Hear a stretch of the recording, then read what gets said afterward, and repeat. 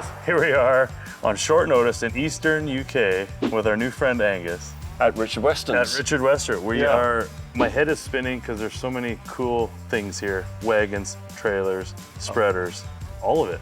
Okay, so we build products in the UK. We've been building since 1968, mainly building tipping trailers and manure spreaders. And we're going to show you around and show you some of the features and products that we produce. That'd be great.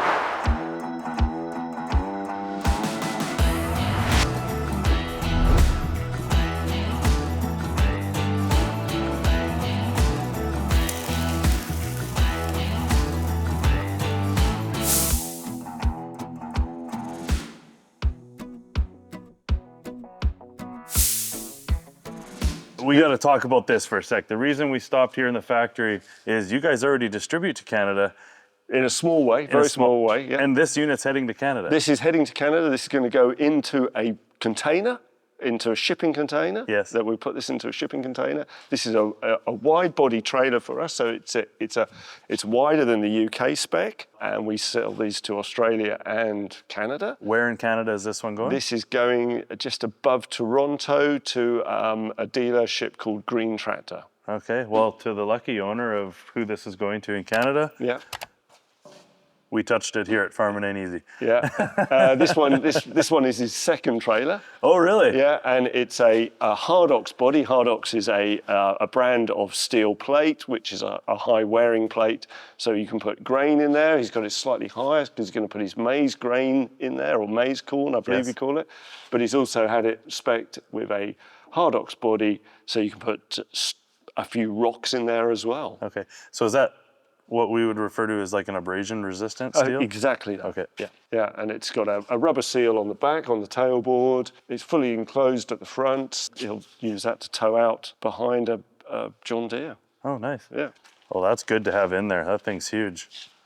That's a nice tire. Yeah. Who makes that? That's a Vertestein. Oh, yeah. So that's like what they call a radial for grass work. Yes. So it's got a rounded shoulder, where a lot of them now are going very square tires. No, we'd want something like that. Or these, Yeah. well, they're a radial. It's a radial, but it's also got that. That's what they sell. When you turn, you don't tear up the Yeah, that's what they sell to a lot of their pickup wagon guys, manufacturers.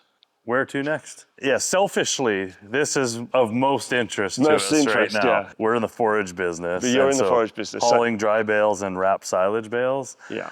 This is an automatic clamping system that can go on flat deck trailers. Yeah, so this clamping system is going on this trailer here.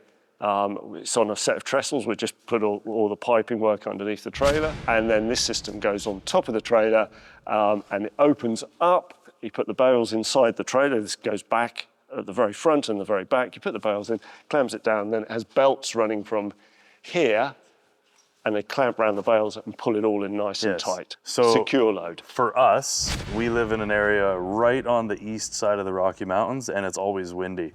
Throwing straps, like I don't know if my shoulder's gonna last my whole career throwing straps, but throwing straps in the wind, it just can't happen. It can't happen, Just sometimes it's impossible. Sometimes a guy in the telehandler or tractor loading is jumping out to throw a strap to a guy that's on top of the load, which isn't safe. Yes. Holding the strap so that the guy can stop loading and tie it down before the wind throws it. So this would be push of a button or pull of a hydraulic lever. That's it. That's exactly what it is. And the people that we sell it to are people who want safe loads, people who are becoming elderly and struggling to throw it, and they want to keep their farming career going.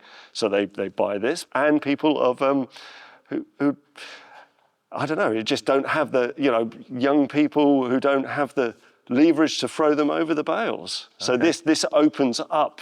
Well, I fit in there somewhere. You've got I'm hopefully not at the end of my farming career. You've got wind. Hopefully I'm strong enough to do it. And hopefully I'm not a wuss and just don't want to do it. No. But safety's probably Safety's the main thing, but it's also speed. If you're sitting there and you press a button and the bales are clamped, you're off. Where if you've got 20 minutes of throwing bales and then winding straps up at the other end, suddenly how many loads can you do a day increases. So for us, we on a step deck trailer behind what you'd call a Lowry, a 53-foot trailer, 40 wrapped bales or 36 dry bales. Yeah. it will take us, if everything goes perfect and we're not dealing with wind, 45 minutes with 2 guys to load and tie down. That's our record, is 45 minutes to tie down and load a load. This, 1 guy and a telehandler, so you would lose 1 guy. Yep.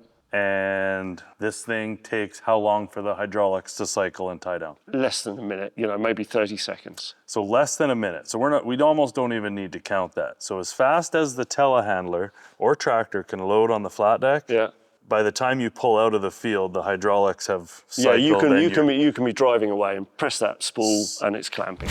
So that's why I say the tie down time doesn't matter, because we could actually be releasing the park brake and pulling out of the field while it's tightening down. Yeah.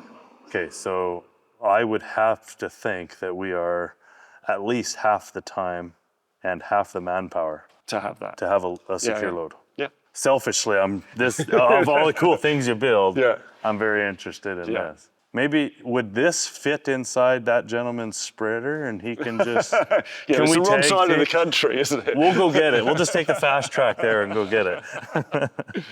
What length of flat decks can you outfit? The maximum we do is a 40-foot. Okay, what's this, 36? This is, I think this is a 28. Oh, I was way off. Yeah. Looks so much bigger when it's elevated up off the ground. Yeah, it does. Everything looks bigger when you're close to it. But yeah, we do a lot of 32s.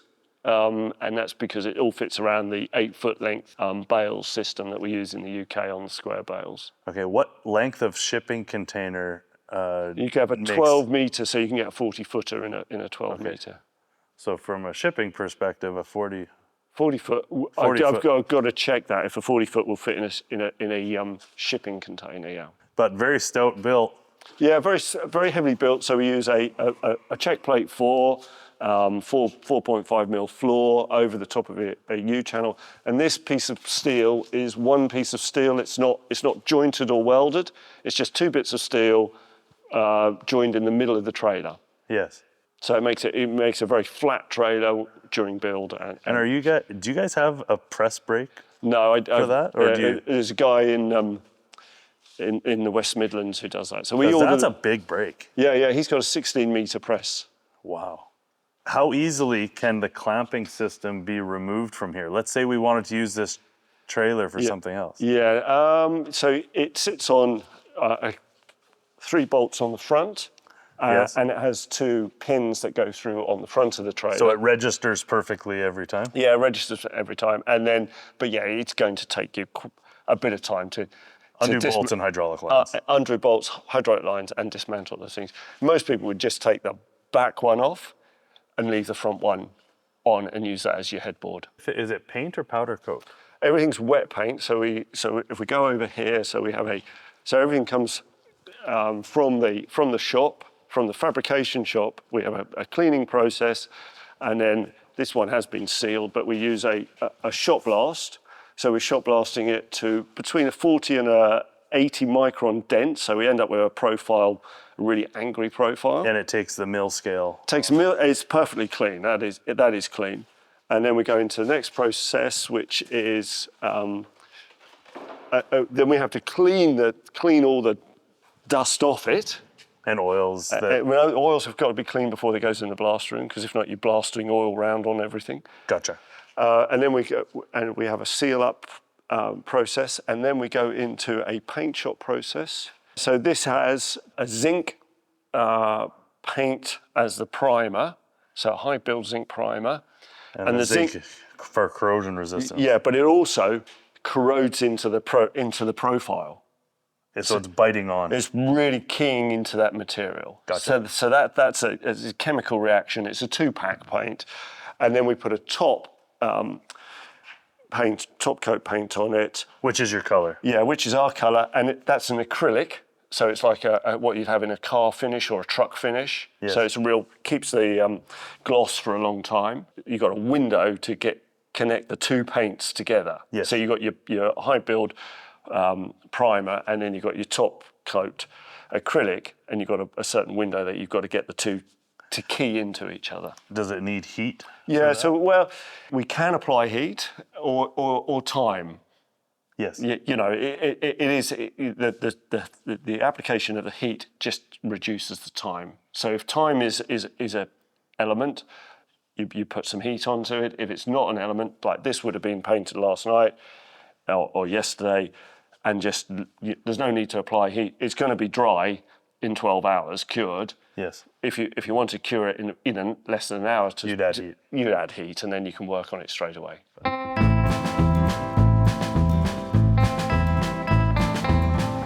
Commercial grade axles, all commercial spec. All commercial spec. What we refer to as an S-cam brake. Yep.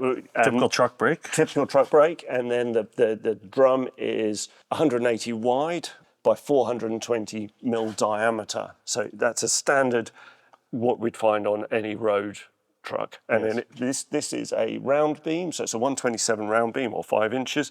And then it's a drop forged beam, so it's a one-piece beam. So there's nothing welded to the beam. The beam has just been taken, hit when it's red hot to form the bearing surfaces. Yes. And then it's machined, finished. On this one, we've got a 3-leaf 100 mil or 4-inch wide spring to give great stabilisation. And everything goes through this rocker, so that equalises the load from the front to the rear axle.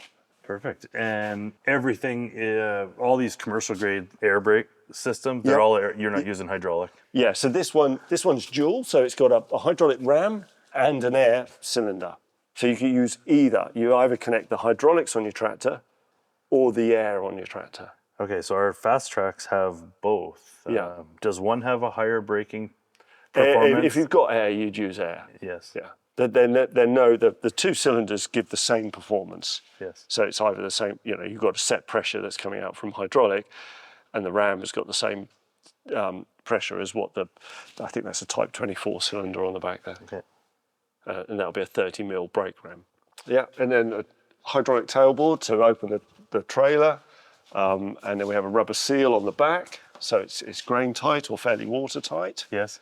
A little chute for the unloading grain if you want to unload it into an elevator. LED light packages too? Everything's standard, LED lights, flashing beacon, top lights, and then your road lights. I'm noticing the fit and finish is really, really nice as well. A lot of the parts are galvanized steel. Galvanized steel, yeah, or plated finish, yeah. That's one thing we don't have enough of in the North American market is galvanized steel. Yeah. I don't know why, if it's environmental reasons or the process, there's not enough places to do it, but galvanized is such a long-term finish. It's a permanent finish. It is a permanent finish, yeah. And a lot of our equipment doesn't have galvanized. We don't see it as often. So you have a trailer hitch. Yeah, so if you want behind this wagon. Yeah, a lot of guys double tow so a hire fleet would maybe take 2 trailers to a customer, tandem towing, and then they'd use the trailers, or a contractor might tandem tow out to do an operation, and then the farmer might bring his own tractor to help them out. Yeah, very nice. Okay, Yeah. well, good option. Yeah. So this unit here, we would consider a grain cart or a tender. Yeah. So we would use this to either retrieve grain from a combine, Yeah. And pour it into a sump, or take seed to a drill, Yeah. and put it in an auger, Yeah. fill the drill. So. Yeah. So this one has got a silage kit on the top, so it's an extension for green crop. So you guys, European farm equipment is notorious for using a piece of equipment for more than one task. Yeah. So this is not only a retriever from a combine, but it's a delivery wagon to a drill. To a drill. And it's also a silage hauler. Silage hauler, hauler. And with the rubber seal, you could put very wet materials in there. So you could put manure in there and haul manure without having any dripping onto the road. Or a manure hauler. So, that's a very versatile piece of equipment. We wouldn't see that, until you ship them to Canada. Yeah. We wouldn't typically see something that has so many purposes, which is good on you for bringing that to market. That's pretty cool.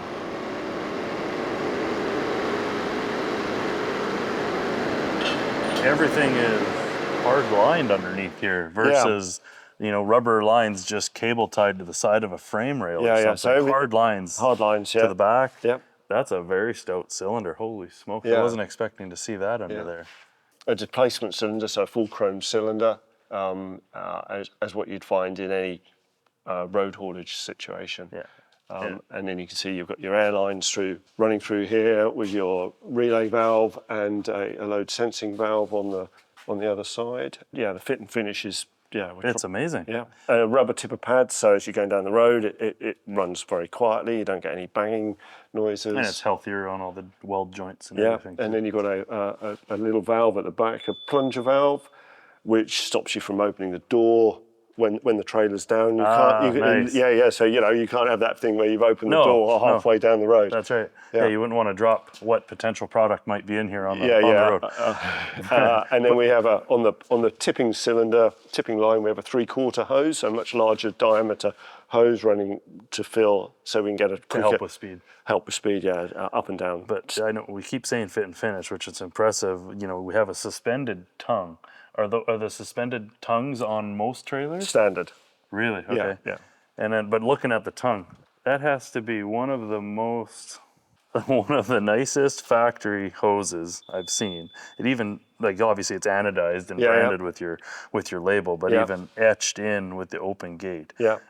So often we just see a Pioneer fitting. Yeah.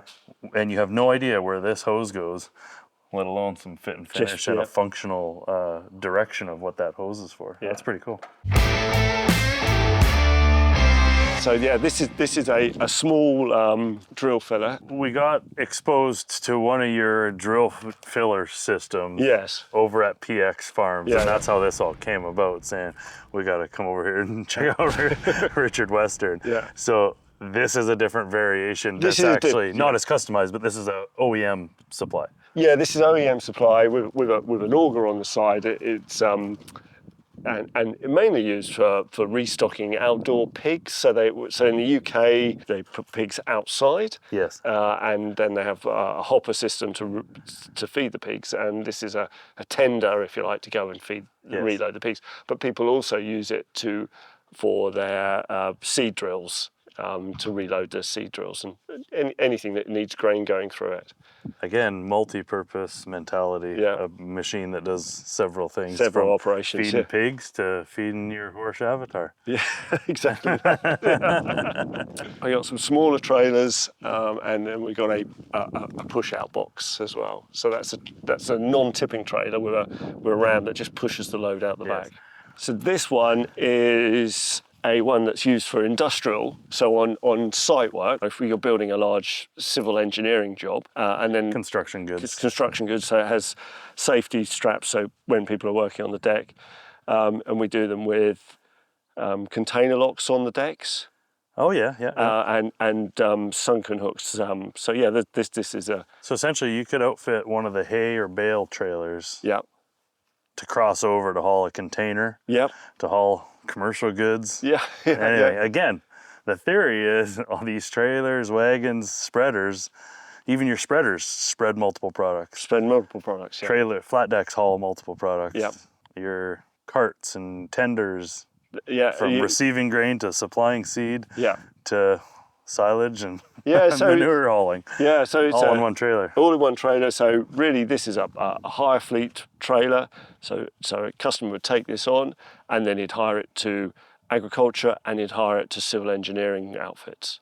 All in, and it's the same product. How does that work? Obviously, the drive line, trailer axles and brakes are all commercial grade. All commercial grade. How do the tires rate for speed, or do you spec an agricultural tire or a highway tire? So you spec. So this one is a commercial tire. So it's a road tire. So this is a 105k tire, and then we have a 65k tires as well.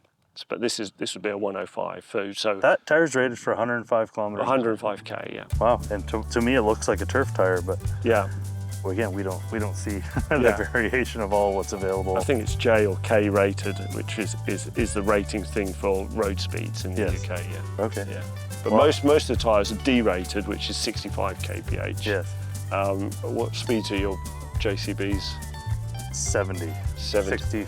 Well, depends. The new ones are 65. And the older ones are 70. 70. Yeah. So your D-rated tyre would be suitable. But we're not pulling a heavy load at 70.